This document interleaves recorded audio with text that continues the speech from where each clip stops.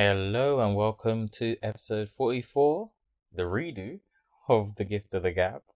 And I say that because I goofed it. Well, the computer goofed it. I had recorded with Tia, episode 44. It was good 40 minutes long, Pure gold. Amazing episode. And then I went to edit it today and to add the intro and outro music and upload it and stuff like that. And it said corrupted, error. And I was like, oh, okay, well, maybe there's still hope because the audio file still had a size, but the length said 00. And I was like, maybe there's still hope. And then I did some Googling and it looks like there's no hope. It looks like it will just be quicker if I jump on here and make a shorter episode of The Gift of the Gab. I know 2 short episodes in a row. I'm sorry, guys. We tried. This isn't Tia's fault. If anything, this one's down to me. But this might not even be completely my fault because I don't know if I did the saving wrong, but we're going to jump into the episode. So, episode 44 of The Gift of the Gab. What have we got this week? Sadly, we've got the shooting of Dante Wright. He was shot by Officer Kim Porter, who mistook or allegedly mistook her taser for her gun and proceeded to shoot him I think he was stopped for a traffic violation. I don't know what the traffic violation was, but I remember seeing the video earlier on this week and then just feeling sad about it because it was just ridiculous, and it makes you question and wonder how that would be handled differently if he wasn't black. So rest in peace to Dante Wright. And she's been charged, Kim Potter, I think her name is. I have said Potter before. She's been charged with second degree manslaughter. We'll see if the charges actually stick. I think this was in Minneapolis, which is where, if I'm not mistaken, the trial for Derek Chauvin for the killing of George Floyd is going on. And I think closing statements are happening on Monday, so tomorrow as we speak. And the jury is set to deliberate and then come out with a verdict, and we'll see how that goes down. And also the body camera footage from the shooting of a 13-year-old Adam Toledo was released, which has caused protests to erupt in Chicago as well, because he seemed to be running away from the police. The police said stop it or drop it, and then he turns around with his hands up, and less than a second later, he's shot. And it's like, even if you're giving him the chance to comply, what is the point of giving him the chance to comply if you're just going to shoot him anyway? Because he was clearly complying in the video. So rest in peace to Adam Toledo as well. Yeah, it's been some sad developments in the news. So we'll rest in peace to Dante Wright and Adam Toledo. Hopefully they get justice. Next, we'll move on to a less somber story, I guess. Audi versus M&S. Marks and Spencers are taking on Audi because of Colin the Caterpillar.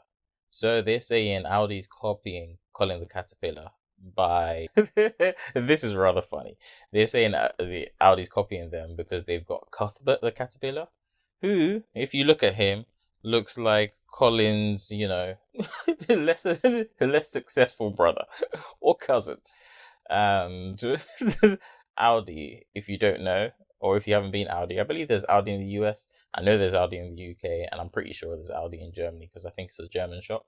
But they essentially take name brand products, copy them, and sometimes they reduce the quality, sometimes the quality remains the same, and they stick a different name on them, which is sort of close to the main brand products, and call it a day. Cheaper price, you buy at Audi, for instance. Lurpak butter at Audi is called Norpak, I believe. And even at Lidl is called Danpak, or that might be the other way around. But it's a clear copy of Lurpak butter, but it tastes great. And they've been doing this for many, many years. So I'm surprised that it's now coming to the point where M&S is suing them over the Caterpillar. But that's neither here nor there. I don't think M&S should be suing them because I don't think Audi is necessarily stealing customers away from M&S. I feel like the people shopping in M&S are a specific customer base that are less likely to shop in Audi, and Like if it was more, if I could understand maybe if Asda or Tesco had beef with them, but because their customers are more, if you drew a Venn diagram, they would fall more within the middle. Like I can see swaying from Tesco to Aldi, but generally like a Waitrose or a M&S shopper isn't gonna immediately switch to Aldi, I don't think, because of the notion of the higher price, higher quality. But that didn't stop M&S from trying to sue Audi or from pursuing legal action against Audi. And Audi's team have been hilarious. They have been absolutely hilarious on Twitter. They've been posting hashtag free Cuthbert. And then they also, interestingly enough, named all the other caterpillars from all the other major supermarket brands, such as Wiggle, Cecil, and all of them. They were like, we're doing this for you, which I found quite funny. But it's true. All the other supermarkets have a Colin the Caterpillar copycat, if you've seen it. And it looks like the caterpillar cake. It's got a different name, and it's clearly like, if not a resemblance of the M&S one, or if the M&S one is the original. And why are they just going after Audi, and why this specific product? Why is this the straw that broke the camel's back? Are they drawing line in the sand and saying, well, you can copy us on all these things, but here is where we draw the line, the caterpillar. We shall have no copies of the caterpillar.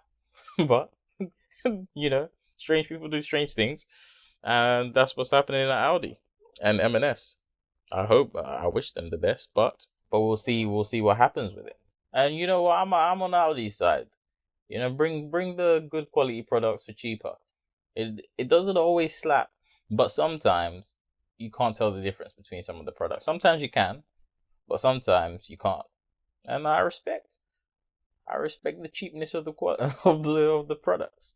But we'll see what happens and how that plays out. I don't think M&S will be successful in this, because Aldi and Lidl have been getting away with it for so long, and even some of the other supermarkets. But we'll move on. We'll move on to someone else who had a rather uncomfortable week. Will Amos, Canadian Member of Parliament, an MP.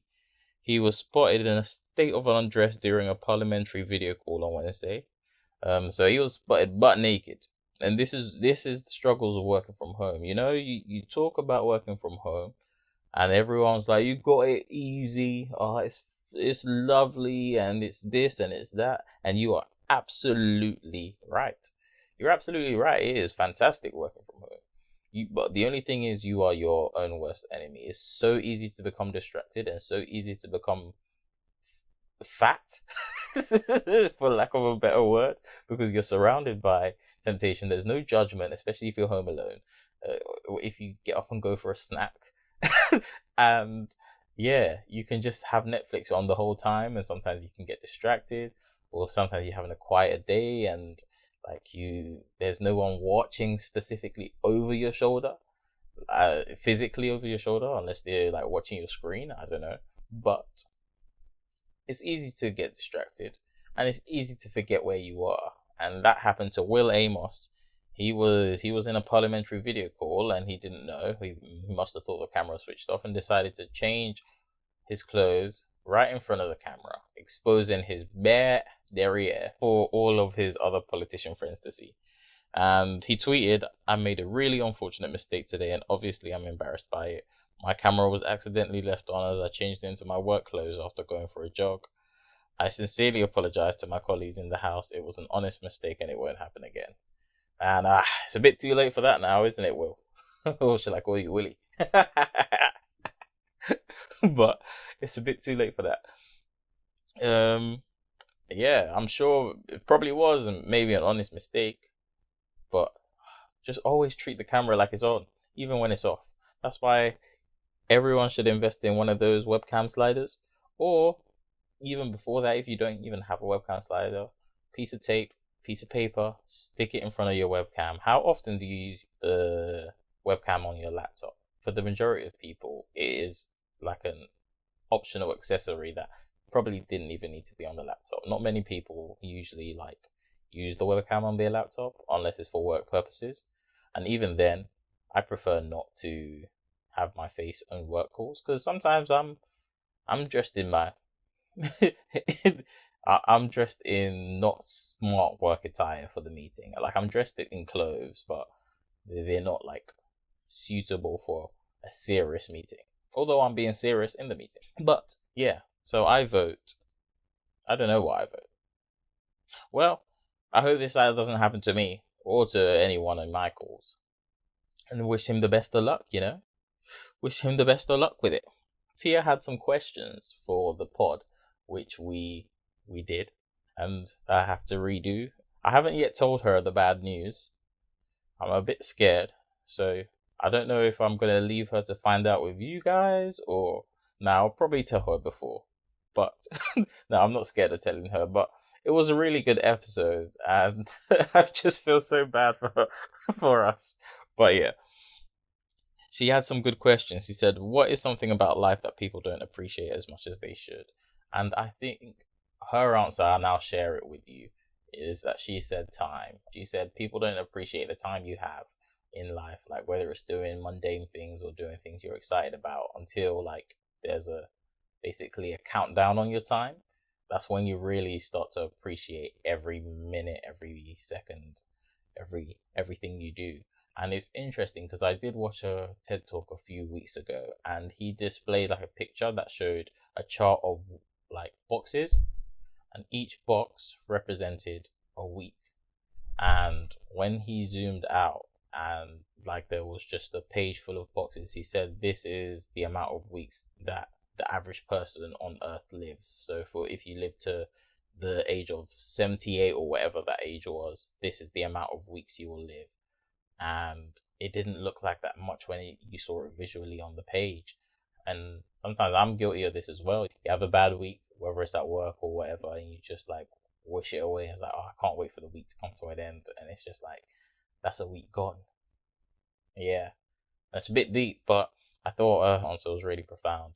So I thought I'd share it here as well. And I said pain. I said you don't really appreciate lack of pain until you have pain. Like you don't really appreciate how efficient and how cool your body is, like, and how it gets on with things and how it's able to do things until you're not able to do something as well as before, or an ability has been taken away from you. And even with something as simple as a blocked nose, like breathing, we breathe all the time, and when we have a stuffy nose, like it becomes such a big hindrance to us and such an inconvenience that you don't appreciate how your body works over time until your body decides to pull a sickie. And that was mine, with lack of pain, whether it's a bad back or not. And it's like, oh, now you have this constant pain, or maybe your wrist hurts or whatever it is. You don't appreciate just you sitting there not feeling anything. You just feel okay until you have pain. And to more important questions, arguably, does sugar belong in spaghetti? Asked Steve Harvey. Well, we know Nicki Minaj's answer. She says she don't put sugar in her spaghetti sauce. Tia agreed. She said she don't put sugar in her spaghetti sauce, but she stipulated if this is a jar of spaghetti sauce. So if this is a jar, she won't add extra sugar to that because it's already sweet. If you check the ingredients, and I said this, it's already sweet. I think it has sugar in it. I say if you're making the sauce from scratch with the tomatoes and stuff like that, and you're not using a jar, then you have to put sugar in it because tomatoes are they can be a bit tart. And I think one of the comments said tomatoes are acidic a little bit. The raw tomato taste is quite strong, and the sugar cuts it. So I agreed with that. So if you're making sauce from scratch, then you have to add some sugar. If you're using a jar of sauce, no sugar. Now that we've covered the most important questions in life, we can all rest easy. Yes. And that's been it. That's all I'm gonna say for this week.